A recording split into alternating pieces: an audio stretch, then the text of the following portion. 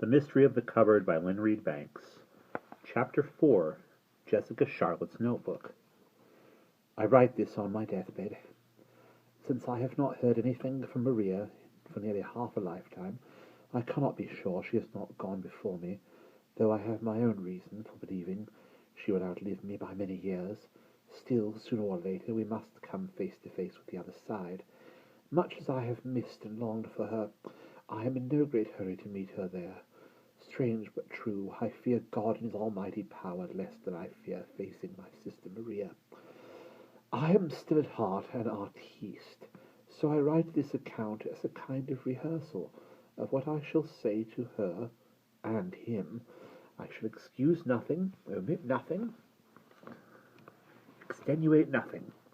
When I look now into the glass on the front of the wondrous cabinet Frederick made with such anger in his heart, which sits on the table by my bedside, I see not my face, but death's. It tells me sternly that naught now availeth but scrupulous truth. My little people would speak for me if they could. They've seen the best in me. With them, at least, I've dealt honestly and kindly. I have not shown them my accursed jealousy and spite. But they must go back, pursue their own lives, and make their own accounting at last, though I shall still bring them sometimes when I'm lonely and afraid, to comfort and distract me. They can't help me now, even though Jenny weeps tears that are as small as points of starlight when I tell her I'm dying. She weeps for herself also. What will become of her? I can't send her back now. I don't deserve the wonder that has been my consolation at the end of my misspent life. When Amir reached this point in the notebook, he found his heart was beating so hard, and his breath had been caught in his lungs without breathing for so long that he had to stop.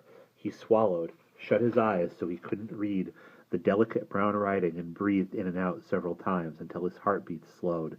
He felt dizzy, confused. There was a faint sheen of sweat on his face. The wondrous cabinet in which she could see her face in a glass? The little people from another time? Was it real? Was he really reading about it? His own cupboard? Was it conceivable that this, his great-great-aunt of his, had in this very house? Was it conceivable that this great-great-aunt of his had in this very house over 30 years ago? To rehearse my story, I must tell it all, from the beginning, and then I must do what I must do, and Maria will know my guilty secret.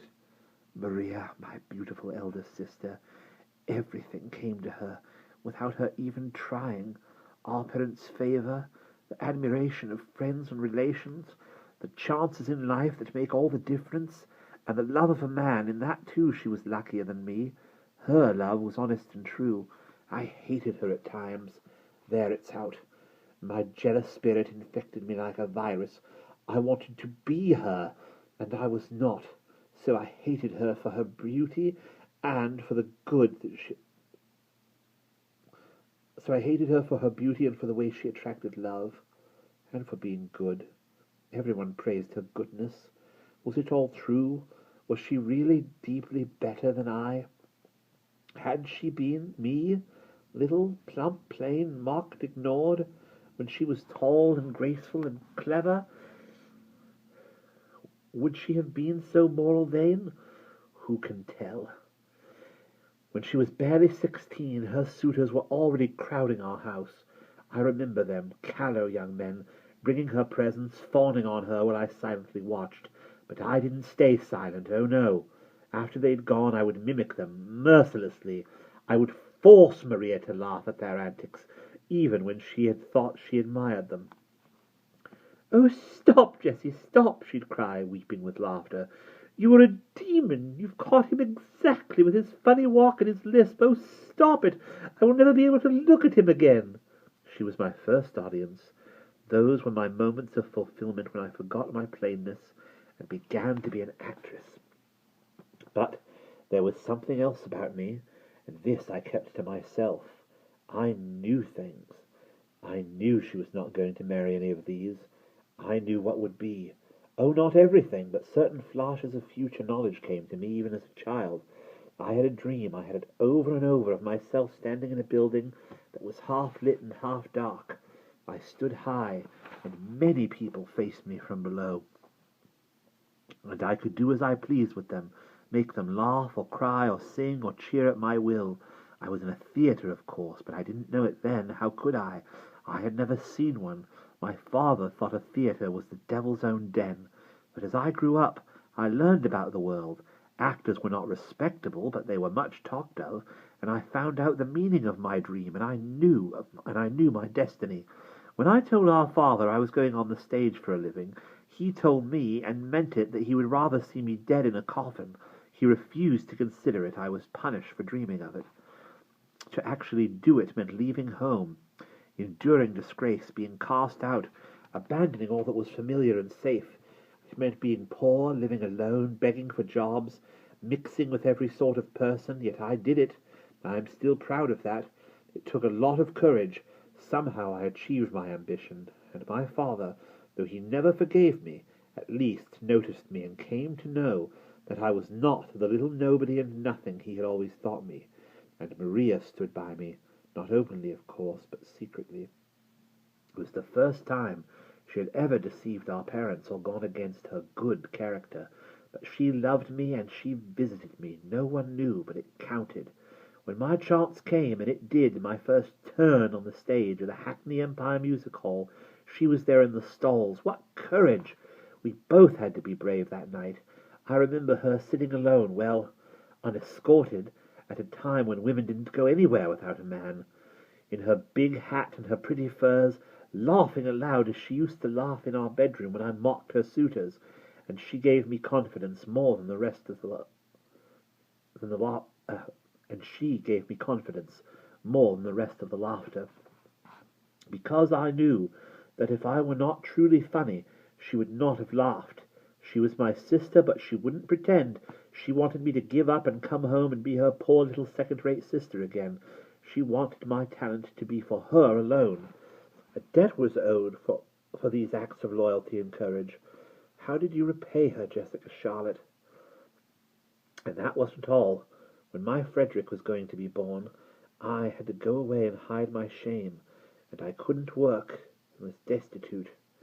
It was then I came to this house for the first time. It was still a farmhouse then, and the farmer's wife was a relative of my young man. I will not name him. I have forgotten him.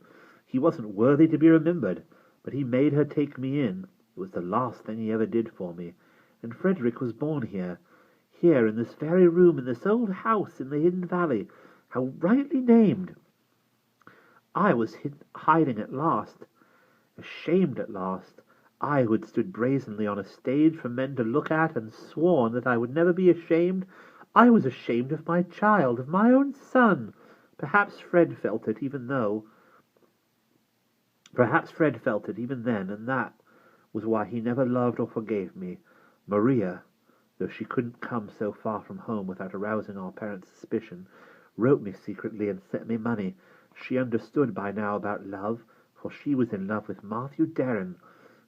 I was to meet them in time, and she would say, her face all ablaze of love, "Well, can you mock him? Can you turn me off him?" And I had to say no. He was above my mockery and my mimicry. I never saw a woman so fond as she was of him. But there was a long delay before they could be married, because he was working in India, and our father would not allow her to go out there, to that tropical climate that he said would kill her. The old queen was dead, and her son, Fat Edward, too, before they were wed at last. A year later, Lottie was born. Little Lottie, my sweet, adorable niece, my little girl whom I wronged. There can be no forgiveness. I am crying. Let me rest. I can write no more at present. And that's the end of chapter 4.